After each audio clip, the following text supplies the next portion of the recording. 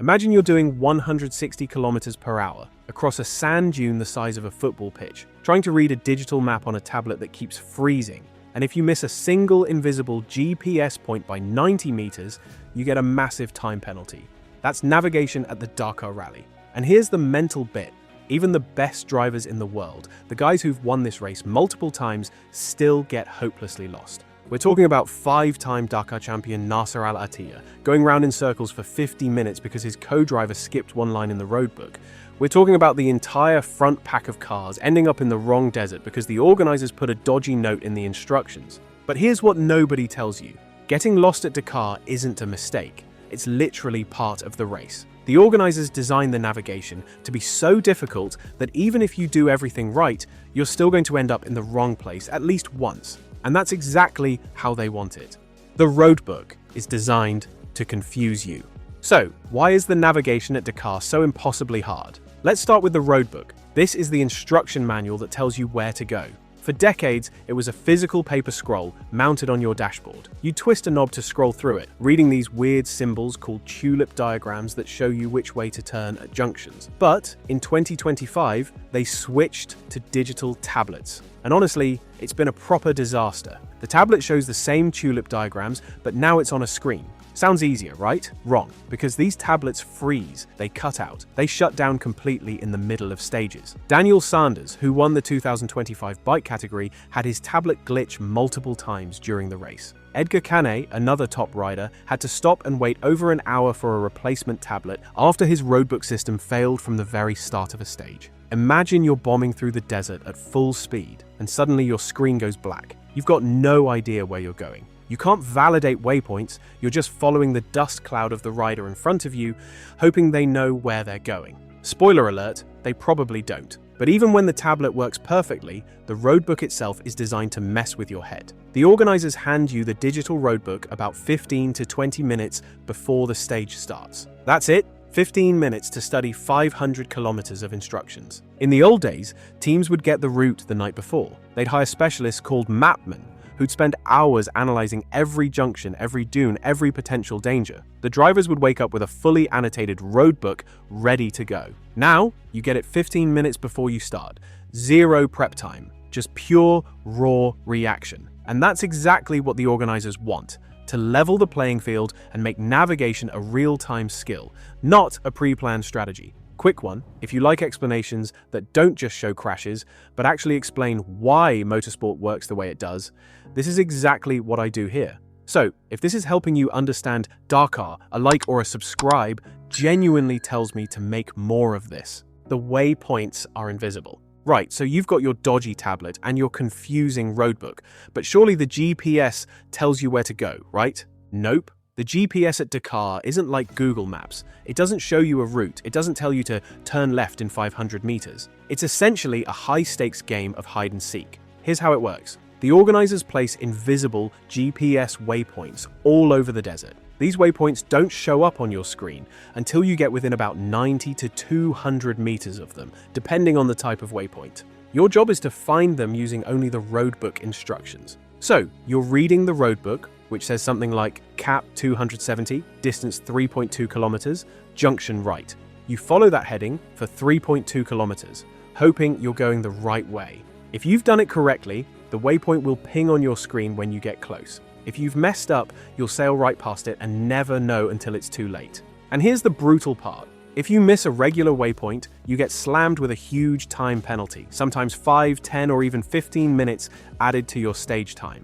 If you miss a safety waypoint, you're disqualified. Game over, pack your bags, go home. The validation radius is tiny. We're talking 90 to 200 meters. At 160 kilometers per hour, you cover 90 meters in about 2 seconds. So if you're even slightly off course, you'll miss the waypoint before you even realize it's there. And because the waypoints are invisible until you're right on top of them, you can't just aim for them from a distance. You have to trust the roadbook, trust your navigation, and hope you've read it correctly. One small mistake, skipping a line, misreading a distance, getting the compass heading wrong by 10 degrees, and you're lost. Your brain was never meant for this. So, why don't the best navigators in the world just adapt? Because Dakar doesn't break cars first, it breaks people. You're trying to do something your brain was never designed to do. Read, calculate, remember, and decide. all at racing speed for hours with no margin for error. At 160 kilometers per hour, you're covering about 44 meters every second. That means every second you spend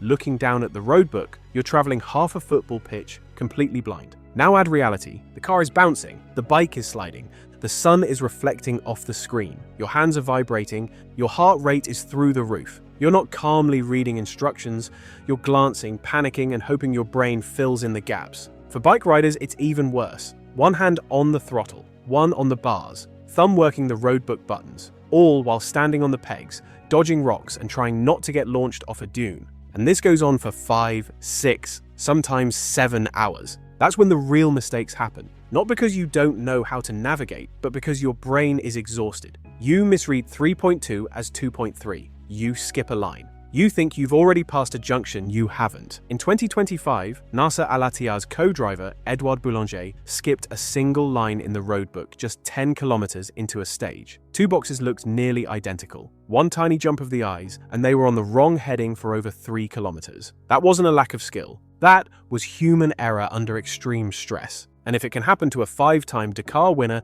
it can and will happen to everyone. The organisers make mistakes too. Surely the organisers at least get the roadbook right, though? You'd think so, but no. Even the organisers mess up, and when they do, it causes absolute chaos. The most infamous example from 2025 was Stage 7, the Al Duwadimi Loop. At kilometer 158, there was an incorrect roadbook note. It sent the entire front pack of cars, the leaders, the best drivers in the world, off the route and into the wrong part of the Saudi desert. Drivers were going round in circles for up to 50 minutes, crossing paths with each other, completely lost. They described it as looking like clowns in the circus. Some of them lost 20 kilometers trying to find the correct track. Eventually, the organisers realized what had happened and neutralized a 20-kilometer section of the stage, erasing all the time lost or gained in that area. Basically, they hit the reset button and pretended it never happened. But the damage was done. Drivers were furious, teams were livid, and it proved one simple truth. Even the people who design the navigation can't get it right. And this isn't a one-off. Roadbook errors happen almost every year. Sometimes it's a wrong distance, sometimes it's a missing junction, sometimes it's a waypoint placed in the wrong spot, and when it happens, everyone gets lost. Not because they're bad at navigation, but because the instructions are wrong. The terrain looks the same everywhere. But even with all these problems, surely you can just use landmarks to navigate, right? Here's the thing about the empty quarter in Saudi Arabia. It all looks exactly the same.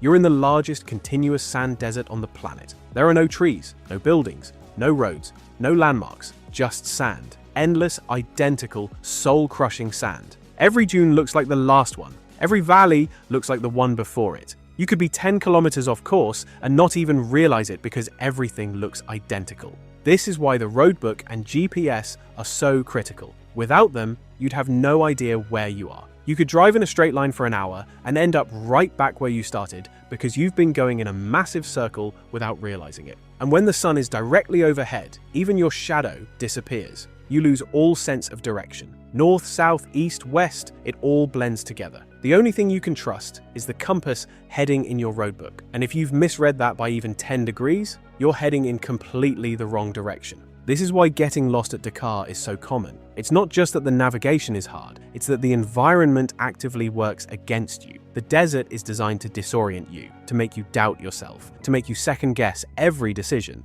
And when you're tired, dehydrated, and mentally exhausted after 6 hours of racing, your brain starts playing tricks on you. You start seeing junctions that aren't there. You start doubting the roadbook. You start following other drivers, hoping they know where they're going. Spoiler, they're just as lost as you are. Even the winners get lost. So if everyone gets lost, how does anyone actually finish the race? The simple answer is, the winners are the ones who get lost the least. Yazid Al-Raji won the 2025 Dakar in the ultimate class. Daniel Sanders won the bike category. Both of them got lost at some point during the race. The difference is they recovered faster. They made fewer mistakes. They trusted their navigation when everyone else was panicking. But even they'll admit that getting lost is just part of the game. You can't avoid it. The best you can do is minimize the damage. And that's what makes Dakar so brutal. It's not just about being the fastest driver or having the best car. It's about being the best navigator, the best problem solver, the best at staying calm when everything is going wrong.